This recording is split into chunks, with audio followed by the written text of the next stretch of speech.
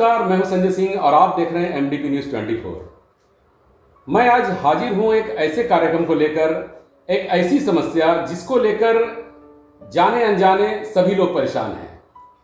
कुछ लोग जानकार होते हुए भी इसका शिकार हो जाते हैं और वो समस्या है साइबर अपराध की। आज साइबर अपराध के मामले लगातार देश में बढ़ते जा रहे हैं। हमारे जिले, बगल के जामताड़ा जिले, गिरिडीह जिले में लगातार लोग इसका शिकार हो रहे हैं। तो हम बात करेंगे कुछ ऐसे ही महत्वपूर्ण घटनाओं से जुड़े, या फिर साइबर अपराध से आप कैसे बच सकते हैं, क्या आप खुद कर जाते हैं जिसके कारण आप साइबर अपराध का शिकार हो जाते हैं। हमारे साथ मौजूद हैं साइबर अपराध के विशेषज्ञ मधुपुर के प्रशांत सिंह LLB के साथ साथ साइबर अपराध की भी डिग्री प्राप्त किए हुए हैं और हम उनसे बात करेंगे। प्रशांत जी, आपका स्वागत है हमारे स्टूडियो में। आपसे हम जानना चाहेंगे कि आज साइबर के मामले लगातार हम लोग देखते हैं कि बढ़ते जा रहे हैं और लोग इसका शिकार हो जाते हैं। अच्छे से अच्छे पढ़े लिखे, अच्छे से जानकार अभिनेता, यहाँ तक कि पुलिस अधिकारी भी इसके शिकार हो जा रहे हैं। तो अभी एक मामला आज ही संज्ञान में आया है, ये फिशिंग अटैक। हम लोगों ने सुना एक नया ये साइबर अपराध तो ऐसा हो रहा है कि लगातार ये तरीके बदलते जाते हैं। ये फिशिंग अटैक क्या है? सर, फिशिंग अटैक का मतलब ये हुआ कि जिस तरीके से आप कोई भी अपराधी ये कोशिश करता है कि लोग को किस तरीके से फंसाया जा सके, एक ट्रैप बनाने का ये पूरा प्रक्रिया है। तो फिशिंग आप जैसे समझते हैं, फिशिंग एक वर्ड है तो एक जैसे मछली पकड़ने वाली बात होती है कि कहाँ पे एक चारा डाला जाए और वहाँ पे उसको पकड़ा जाए। तो सेम उसी तरीके से यहाँ भी वही कॉन्सेप्ट है। तो फिशिंग का मतलब लोग पहले ये जान जाए कि फिशिंग का मतलब ये होता है कि जो ओरिजिनल चीज़ है उसका एक डुप्लीकेट कॉपी बना करके लोगों को फंसाया जा सके। तो जैसे कि आज एक संज्ञान में आया, वो दाना डालना हुआ। हाँ, एक तरीके से इस तरीके का काम हुआ। उसके बाद क्या है कि इसमें हूबहू सेम एक ग्राफिकल इंटरफेस बनाया जाता है जो पहले से लोग जानते हैं उसको। जैसे फॉर एग्जांपल आप ले लीजिए कि अगर फ्लिपकार्ट है या अमेजन है या कोई भी इस तरह की कमर्शियल वेबसाइट है जहाँ पर लोग परचेस करते हैं, सेल करते हैं, वहाँ पे ये मैक्सिमम होता है। फ्लिपकार्ट से कोई मामला आया था हाल में? हाँ, फ्लिपकार्ट से एक मामला आया था कि फ्लिपकार्ट, हम लोग अक्सर क्या होता है कि हम लोग वर्ड को नहीं देखते हैं, जो URL पे हम लोग टाइप करते हैं उस वर्ड को नहीं देखते हैं।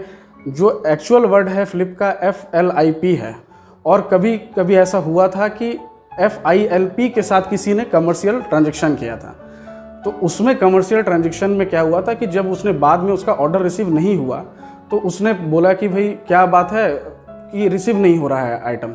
तो फिर उसने जो कस्टमर केयर है वहाँ पे जाके कॉल करके उसके बाद पता चला कि आपने क्या गलती की है। तो उसने बताया कि आपने स्पेलिंग क्या टाइप किया था, क्योंकि ऐसा मामला हो रहा है। तो सबसे पहले जो बेसिक एलिमेंट्स है कि आपने किस तरीके का वर्ड टाइप किया, क्या है, तो उसमें पता चला कि आपने वर्ड का फेरबदल हुआ उसमें। और यूज़र इंटरफेस जो होता है फ्लिपकार्ट का, लोग को पता है कि इस तरह होता है कि लोग ऐप टाइप करते हैं, जैसे टाइप करते तो फ्लिप दिखने लगता है तो लोग उसको क्लिक कर देते हैं। भले इसका स्पेलिंग देखते नहीं देखते हैं। तो उसी तरीके के बिल्कुल इंटरफेस सेम होता है। मतलब आप इसको नहीं रिकॉग्नाइज कर पाइएगा कि वो ओरिजिनल है या क्लोन्ड वाला है। तो इस चक्कर में बहुत लोग फंस जाते हैं और बहुत लोग ट्रांजैक्शन हो जाता है और फिर बाद में उनको पता चलता है कि ओरिजिनल ऑथेंटिकेटेड साइट से कम परचेज नहीं हुआ था। अभी आज का जो मामला एक आया है प्रशांत जी, ये जैक का क्या मामला आया है? ये फिशिंग का ही मामला है ये भी? सर, आज जो मामला आया है वो भी जैक रिजल्ट का ही आया है। jackresult.in करके एक साइट है, उसमें क्या हुआ है कि सेम यूपी का अपराधी है वो, साइबर क्रिमिनल, और उसने क्या किया है कि बिल्कुल ग्राफिकल जो जैक रिजल्ट का होता है सेम टू सेम, बिल्कुल हूबहू सेम इंटरफेस बनाया है उसने। रोल नंबर, ये वो जितना भी है, रोल कोड डालना, हाँ, मतलब कोई भी ऐसा उसको देख के नहीं आप बता सकते हैं कि ये फर्जी है। मतलब आप जैसे देखेंगे उसको लगेगा कि हाँ ये ओरिजिनल है, और आपने क्या किया, उस अपने रोल कोड को डाल दिया उसके अंदर। उनके पास आपका रोल कोड चला गया, आपका नाम चला गया।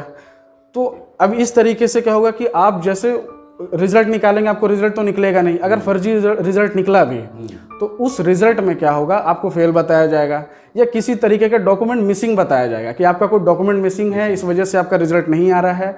तो आप क्या करेंगे, उसको करेक्शन के लिए आपका फ़ोन नंबर भी पूछा जाएगा उस दौरान कि आप अपना नंबर दीजिए, क्या पता मैं आपको कॉन्टैक्ट करूँ कुछ दिन के बाद।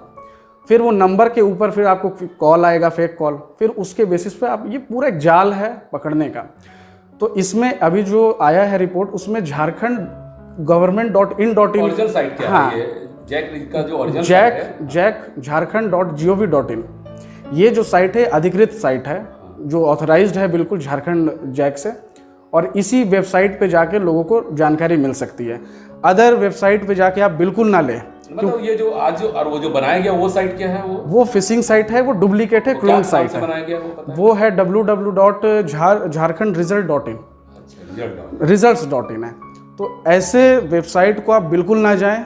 और इसके साथ ये तो होने के साथ आपके पास एक कभी कभी HTTPS का भी ध्यान रखना होता है, क्योंकि HTTPS का मतलब हो गया S और सिक्योर।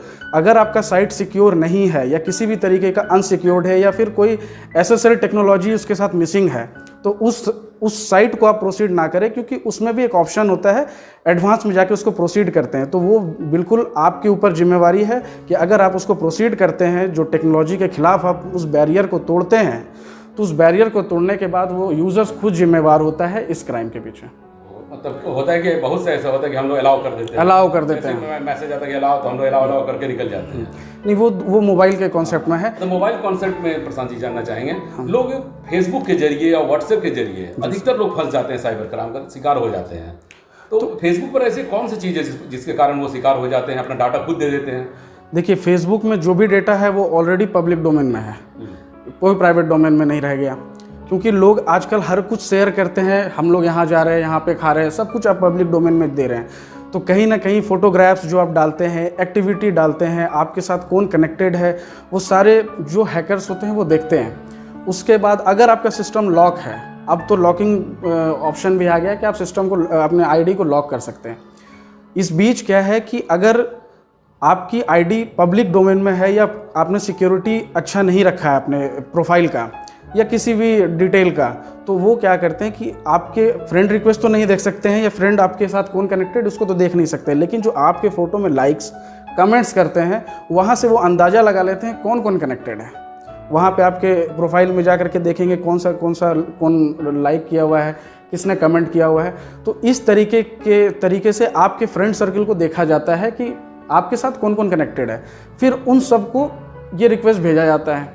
उसके बाद आपकी प्रोफाइल फ़ोटो, अगर मान के चलिए आपका प्रोफाइल फ़ोटो लॉक है, कॉपी कोई सेव नहीं कर सकता, तो स्क्रीनशॉट का आजकल चल रहा है। स्क्रीनशॉट करके क्रॉप करके, आजकल टेक्नोलॉजी इतनी वास्ट हो गई, इतना एडवांस हो गया है कि फ़ोटो के साथ आपके साथ कुछ भी किया जा सकता है। तो फिर इस तरीके से वो कोई भी हैकर के पास पूरा इन्फॉर्मेशन जाता है, और उस इन्फॉर्मेशन के साथ वो फिर से वो एक आईडी बनाते हैं, और आईडी बना करके अपने डिमांड को रखते हैं। डिमांड एक्चुअली क्या होता है, ज़्यादा बड़ा नहीं होता है, क्योंकि जो भी लोग होते हैं आजकल ज़्यादा पेमेंट करना नहीं चाहते, 50-100 रुपये में काम उनका चल जाता है। तो क्योंकि वो एक लोग के साथ करे, वो ऐसे 1000 लोग के साथ करते हैं, और कम अमाउंट देना भी बहुत आसान है किसी के लिए। ज़्यादा कोई शक भी नहीं करेगा कि अगर 50 रुपये, यार कोई दिक्कत नहीं है, 50 रुपये दे दीजिए, इसमें कौन इन्वेस्टिगेशन कराता है। तो ये छोटा सा अमाउंट ही आपको बहुत बड़ा घटना आ सकता है, आपके साथ घटना हो सकता है।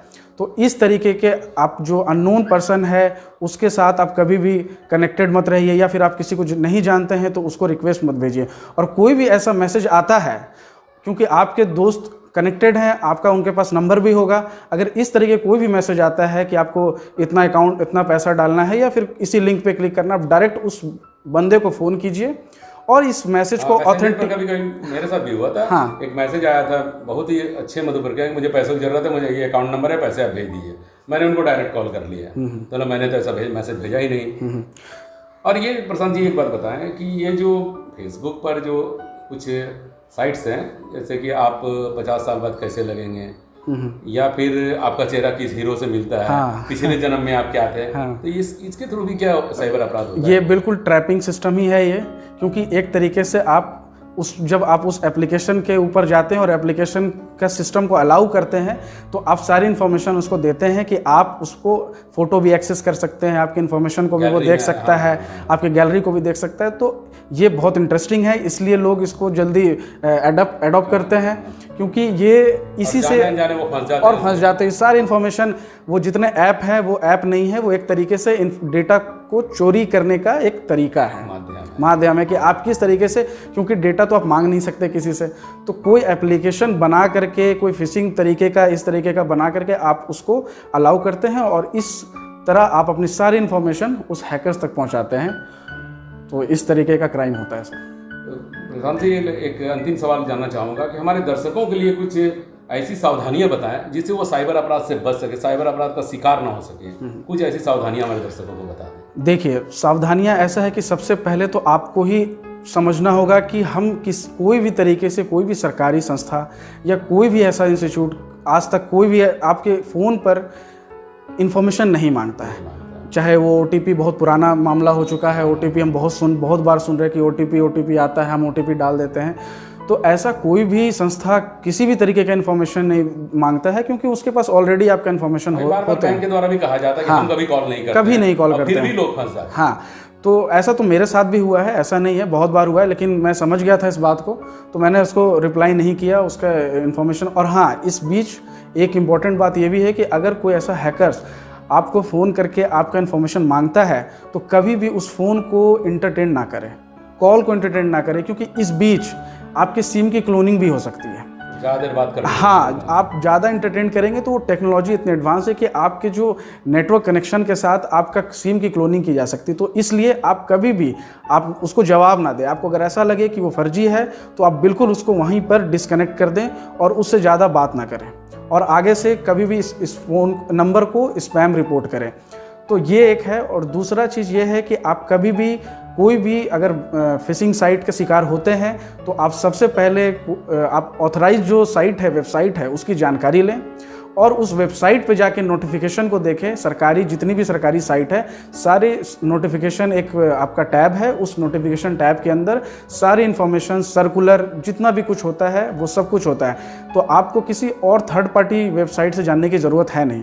तो आप अनजाने जाने में कोई भी लिंक को क्लिक ना करें जब तक आप उससे सेटिस्फाइड ना हो जाएं कि ये बिल्कुल ऑथेंटिकेटेड सोर्स है। तीसरा चीज़, अभी जो मामला चल रहा है चीन के साथ, वो क्या है कि आप ncov2019.gov.in जो एक ईमेल का लिंक बताया जा रहा है बार बार, कि आप इस ईमेल से कोई भी आपके पास मेल आता है तो उस मेल को रिप्लाई ना करें। इसमें मैक्सिमम ट्रैपिंग सिस्टम क्या है कि इसमें वो आपको फ्री कोविड टेस्ट के बारे में बताएं, क्योंकि महंगा है तो कोई भी नहीं चाहेगा कि इतना महंगा सिस्टम पे जाए। तो सस्ते फ्री कोविड-19 है, या फिर कोई आपका जो अभी सेतु करके जो आरोग्य सेतु करके जो एप्लीकेशन है उसको अपडेट करना है, या आपका कोई सिस्टम का सिक्योरिटी अपडेट है, तो इस तरीके के अपडेट को आप बिल्कुल भी छेड़छाड़ ना करें इस चीज़ से, क्योंकि इस तरीके से हैकर्स अभी रिसेंटली रिपोर्ट आया है महाराष्ट्र साइबर पुलिस का कि जिसमें 40,000 सिस्टम ऑलरेडी हैक हो चुका है आज 5 दिन के अंदर। अभी रिसेंटली केस है, 40,000 सिस्टम है और 20 लाख ईमेल आईडी हैकर्स के पास है। तो मिला जुला के कहने का मतलब ये है कि सिस्टम का जो फायरवॉल है वो भी आप अपनों अप टू डेट रखना है, फायरवॉल कभी भी ऑफ नहीं रखना है। तो इस तरीके के तमाम सिक्योरिटी चीज़ें हैं जो कि आपको, और सबसे बड़ी बात है कि अपने एंड से भी कोई ऐसी चीज़ को नहीं करना है जो आप बिल्कुल अनजान हैं। तो ये है आप सिक्योरिटी पर्पज से ये चीज़। बहुत बहुत धन्यवाद प्रशांत जी। तो ये थे हमारे साथ साइबर विशेषज्ञ मधुपुर के रहने वाले प्रशांत सिंह। फिर कभी इनसे मिलेंगे, कुछ बातें करेंगे साइबर को लेकर, और बहुत सी बातें हैं। तब तक के लिए दीजिए मुझे इजाज़त। धन्यवाद।